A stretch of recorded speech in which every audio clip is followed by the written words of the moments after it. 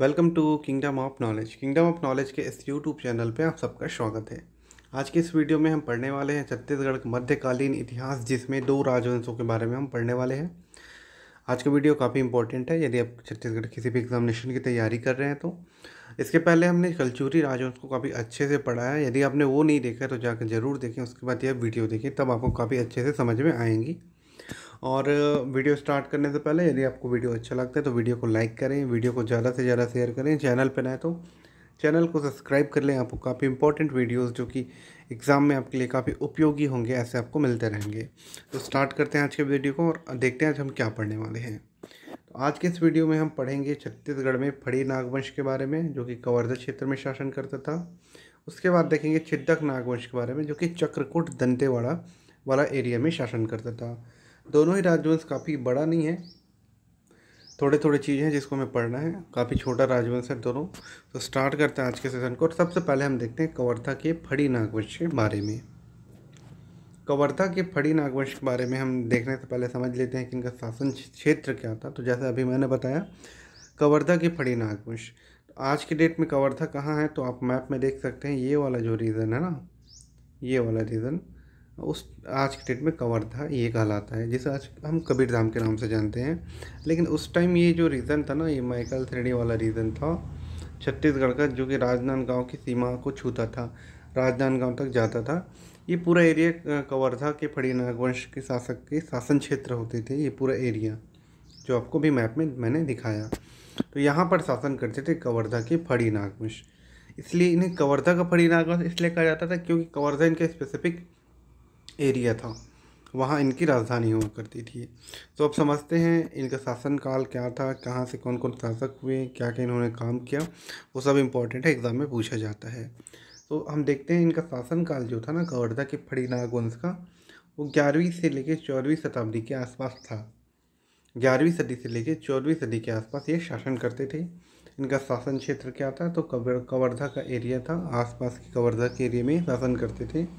और इस वंश के जो संस्थापक थे, आप याद रखेंगे, कवर्धा के फड़ी नाग वंश के संस्थापक थे अहिराज।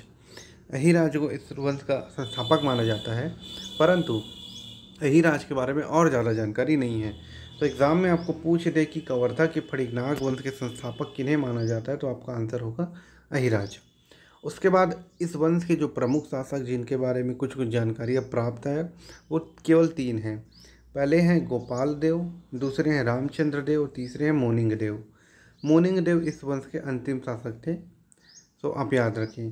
तो इन 3 शासक के बारे में ही हमें जानकारी प्राप्त है, तो इन तीनों के बारे में ही हमें पढ़ना है और यहाँ से ही एग्ज़ाम में क्वेश्चन आता है। तो देखते हैं सबसे पहले गोपाल देव के बारे में।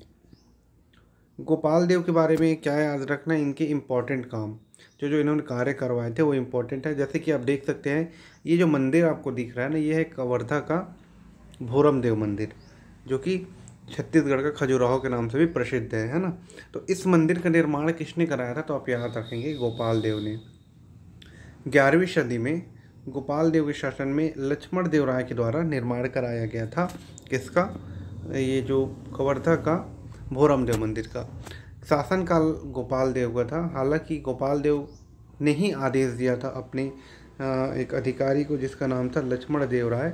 और लक्ष्मण देव राय ने आके क्या किया था, यहाँ पे कवर्धा में भोरम देव मंदिर का निर्माण कराया था। अब राजा खुद तो नहीं जाएगा ना भोरम देव मंदिर का निर्माण करने, इसलिए उसने लक्ष्मण देव राय को यह आदेश दिया कि वो भोरम देव मंदिर का निर्माण कराए।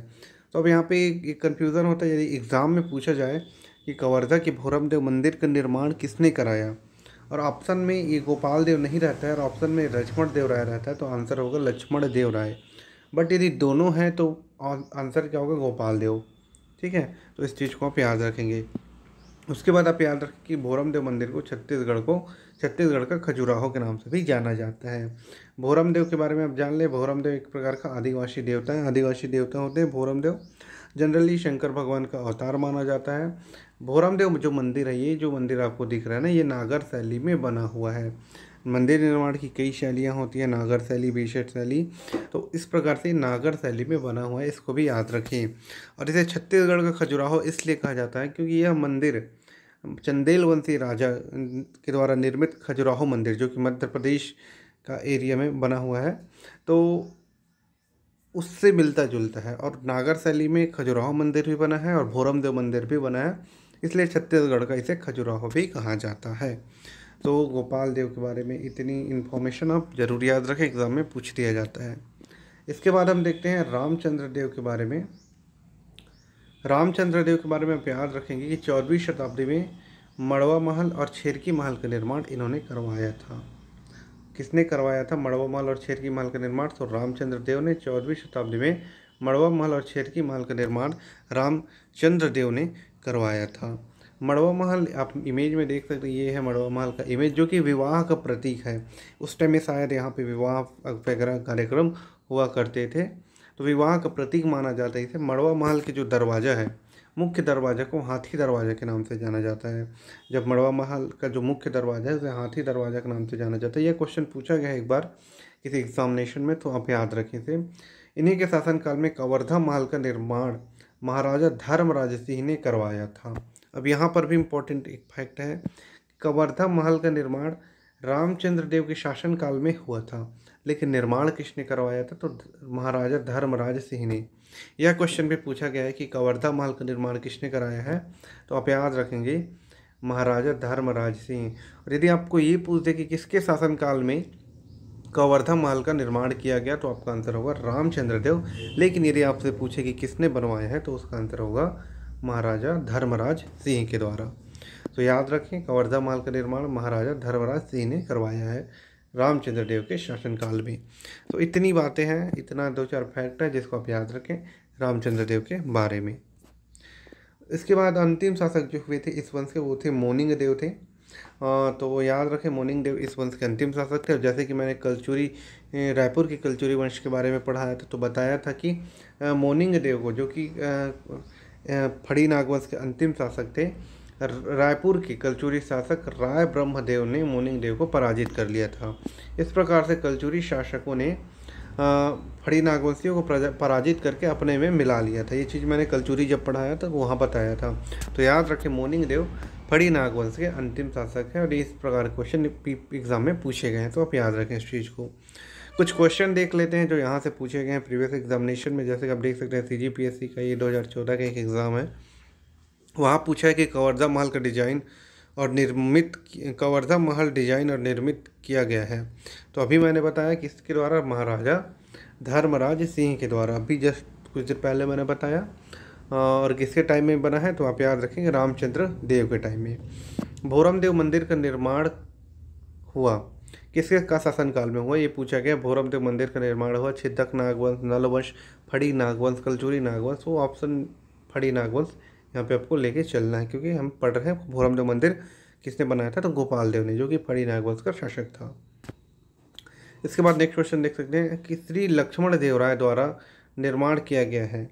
लक्ष्मण देव राय के द्वारा क्या बनाया गया है? भोरमदेव, ठीक है, भोरमदेव मंदिर। गोपाल देव के शासनकाल में लक्ष्मण देव राय ने क्या बनाया था? भोरमदेव मंदिर। अभी हमने कुछ टाइम पहले इसको डिस्कस किया है। तो ये CGPSC प्री 2000 निर्माण किया गया था।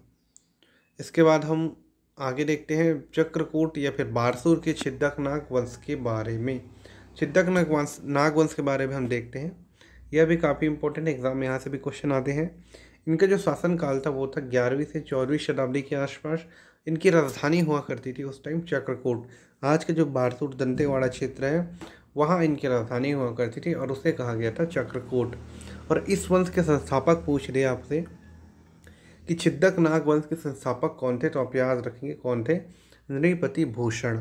वहीं इन पूरे वंश के राजाओं की उपाधि आपसे पूछते तो आप याद रखेंगे भोगवतीपुरेश्वर। भोगवतीपुरेश्वर की उपाधि धारण करते थे छिदक नाग वंश के राजा।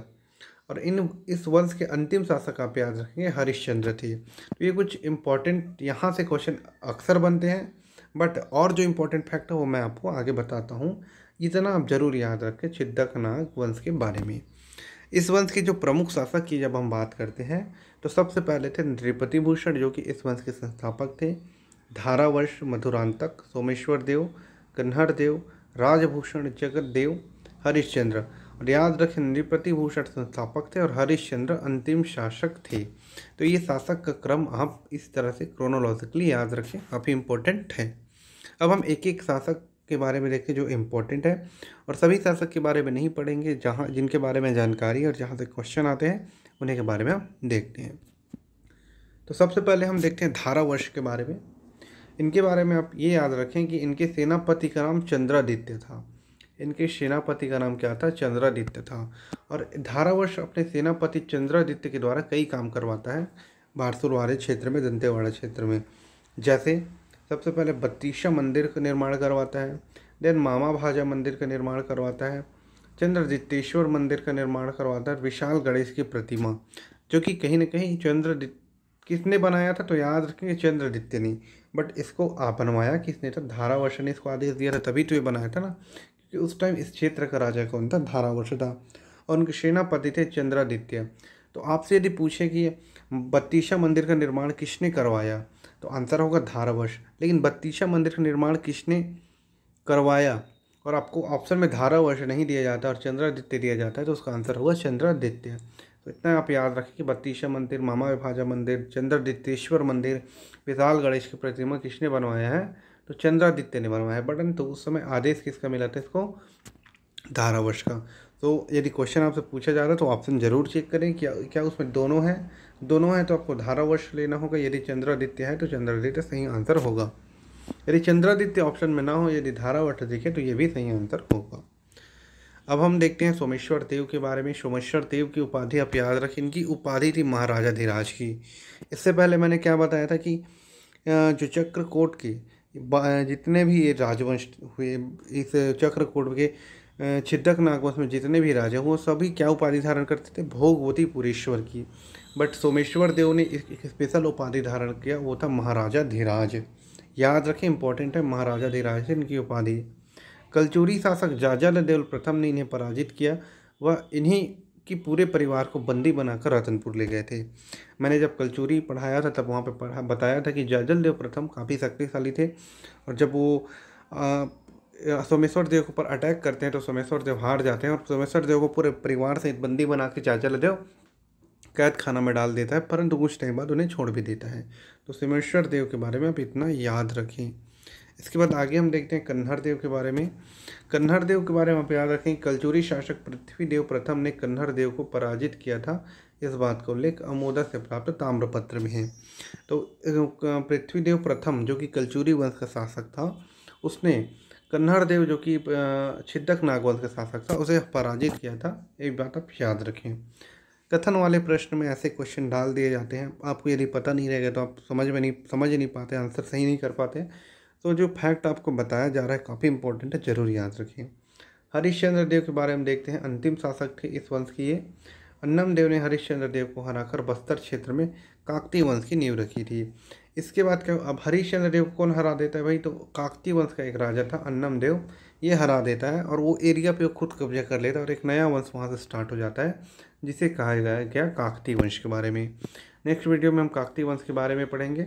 तो आप यहाँ तक याद रखें, ये हिस्टोरिकल बैकग्राउंड आप याद रखें, तब आपको काकतीय राजवंश अच्छे से समझ में आएगा। अब हरिश्चंद्र देव को हार जाता है अन्नम देव से, तो पूरा एरिया काकतीय वंश का हो जाता है और वहाँ पर नया एक वंश स्थापित होता है जिसे काकतीय वंश कहा जाता है। तो इतना बात आप याद रखें। आज के वीडियो को यहीं तक रखते हैं। Thank you for watching this video आपको अच्छा लगा तो वीडियो को लाइक करें, वीडियो को ज़्यादा से ज़्यादा शेयर करें, चैनल पर आए तो चैनल को सब्सक्राइब करके बेल आइकन को भी प्रेस कर दें। Thank you.